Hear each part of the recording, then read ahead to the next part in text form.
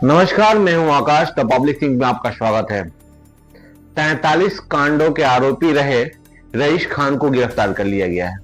गिरफ्तारी अवैध रूप से हथियार रखने के मामले में AK-47 के गोली भारी मात्रा में पाए गए हैं। साथ ही साथ 3 और अभियुक्तों को गिरफ्तार किया गया है, जिसमें मुख्य रूप से आफ्ताब आलम, मुन्ना मियां एवं अन्य एक व्यक्ति है जिसका नाम खुल के सामने नहीं आया है। इन लोगों के पास से भारी मात्रा में हथियार मिले हैं, जिसकी पूरी जानकारी शरण परिक्षेत्र के DIG ने दी है और उन्होंने साफ कॉन्फर्म किया है कि यह गुप्त सूचना मिली थी और गुप्त सूचना के आधार पर छापेमारी की गई और इस मामले को लेकर 4 लोगों को गिरफ्तार किया गया है। जो तमाम लोग गिरफ्तार हुए हैं वो कहीं ना कहीं कई बड़े मामलों में आरोपी रहे हैं। एक वेपन भी बरामद हुआ है जो किसी पुलिसकर्मी की बताई जा रही है और पूर्व में एक पुलिसकर्मी की हत्या की गई थी, उसी की ये बताई जा रही है, जैसा कि DIG ने बताया है, जैसा उन्होंने अनुमान लगाया है। तो ये पूरा मामला सामने आया है। सुबह से ही यह चहलकदमी बनी हुई थी और काफी सनसनीखेज मामला सामने आ रहा था कि रईस खान के घर पे, जो खान एंड ब्रदर्स के छोटे भाई हैं रईस खान, जो लोजपा के नेता माने जाते हैं, उनके घर पे छापेमारी हो रही है और उनकी गिरफ्तारी हो चुकी है। फिलहाल गिरफ्तारी के बाद लगातार पूछताछ चल रही थी और पूछताछ के बाद ये पूरा मामला सामने आया है।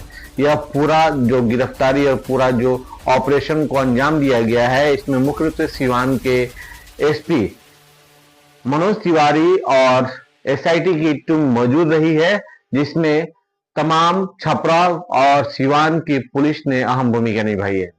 क्या कुछ कहा है अधिकारी ने, DIG ने, आपको सीधे तौर पे सुनाते हैं कि उन्होंने क्या कुछ कहा है और इस गिरफ्तारी के बाद सिवान का जो सियासी माहौल होगा वो कैसा होगा, इसका भी अनुमान लगाया जा सकता है। एक तरफ जहां रघुनाथपुर विधानसभा बहुत ही हॉट सीट था और वहां पे मजबूती से दावेदारी कर रहे थे रईस खान, उनकी अचानक से इस चुनाव के जस्ट पहले गिरफ्तारी होना बहुत बड़ा सवाल खड़ा करता है और इतने भारी मात्रा में हथियार और AK-47 की गोलियां बरामद करना भी बहुत सवाल खड़े करते हैं।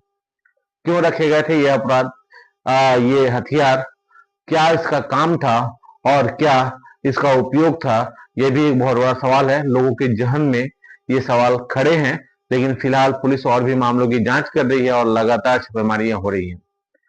क्या कुछ कहा है DIG ने, आइए सुनते हैं सीधे तौर पे और देखिए कैसे हुई है पूरी छापेमारी, कैसे रहा पुलिस कैंपेनिंग और कई घंटों तक चली इस छापेमारी में क्या कुछ बरामद हुआ है, क्या कुछ बताया है DIG ने, आइए सुनते हैं सीधे तौर पे। सुबह से छापेमारी चल रही है। देखिए, STF और जिला पुलिस की संयुक्त टिप ऑफ हम लोगों को मिला था कि इन लोगों के पास हथियार वगैरह है और कुछ गलत सामग्री वगैरह जमा करने की सूचना मिली थी। इस पर STF की टीम और जिला पुलिस की टीम का संयुक्त छापामारी हुआ, जिसमें कुछ हथियार की बरामदगी हुई है और कुछ अन्य द्रव्य जिसकी जांच हो रही है, FSL की टीम कर रही है, उन सब चीज़ों की बरामदगी हुई है। क्या क्या बरामद किया गया है सर? बताए ना, पहले रेगुलर वेपन बरामद हुआ है और ये इससे पूछताछ के क्रम में एक और जगह रेड हुआ है, एक और अपराधी पर रेड हुआ है, वहाँ भी AK-47 का काफ़ी मात्रा में गोली वगैरह बरामद हुआ है। कितने लोगों की गिरफ्तारी हुई है इस मामले में? अभी हम लोगों ने 4 लोगों को डिटेन किया हुआ है। गिरफ्तारी हम लोग पूछताछ चल रही है, उसके बाद नाम ब्रीफ करना चाहेंगे क्या सर? हमको आप जानते ही हैं, कुख्यात अपराध कर्मी जो पहले 43 कांडों में आरोपित रहा है। कौन कौन लोग हैं?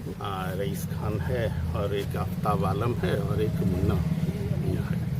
आफ्ताब आलम पर भी 6 केस में वो आरोपित रहा है और मुन्ना मियां भी 3 केस में आरोपित रहा है। AK-47 बरामद हुआ कि केवल कारतूस बरामद? AK-47 की बड़ी मात्रा में कारतूस बरामद हुई है और कुछ रेगुलर वेपन की बरामदगी हुई है, जो ऐसा लगता है कि कुछ दिन पहले, कुछ साल पहले पुलिस वालों की हत्या हुई थी, क्योंकि वो वेपन थी पुलिस वालों का ही लगता है, न उनका है, रेगुलर है। Thank you.